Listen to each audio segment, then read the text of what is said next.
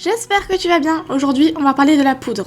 On va voir à quoi elle sert, les différents types de poudre et comment moi je l'applique. Allez, c'est parti. Sa première utilité, c'est de fixer le teint. Tu n'auras donc plus l'aspect gras du fond de teint ou de l'anti-cerne. Elle va aussi permettre d'éviter à la peau de briller car elle va empêcher le sébum de ressortir et par la même occasion, elle va donner un aspect velouté à ta peau. Elle va donc la lisser et diminuer l'apparence des pores. Maintenant, il faut voir quel type de poudre te conviendrait le mieux en fonction de tes attentes. Donc il y a les poudres colorées et les poudres transparentes. La poudre colorée va apporter beaucoup plus de couvrance, mais elle est beaucoup plus épaisse. Elle sera beaucoup plus perceptible par rapport à la transparente qui, elle, est extrêmement fine. Alors j'ai pas testé énormément de poudres, mais si tu as un petit budget, je te conseille vraiment celle de chez Sephora. Donc ils l'ont en version transparente et en version colorée. Alors la version transparente, c'est-à-dire la blanche, ne va pas colorer ton teint en blanc. Elle s'adapte à toute carnation. Et pour la colorer, t'as juste à prendre la même couleur que ton teint.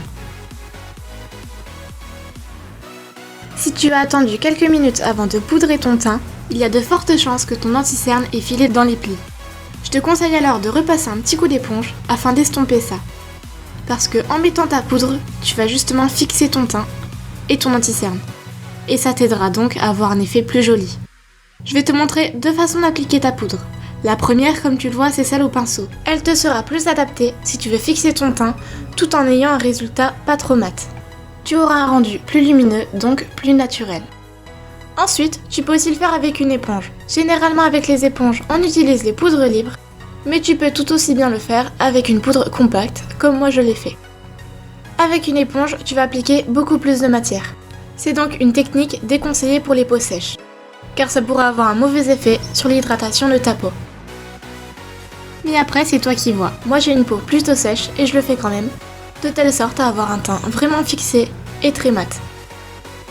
Généralement, cette technique est beaucoup plus utilisée en dessous des yeux, c'est-à-dire sur les cernes. Déjà parce que l'anti-cerne a beaucoup plus tendance à bouger durant la journée, mais aussi pour les chutes de fard à paupières, de pigments ou de paillettes. Si tu poudres bien tout dessous d'œil, il y a très peu de chances que les chutes accrochent, et donc abîment ton teint.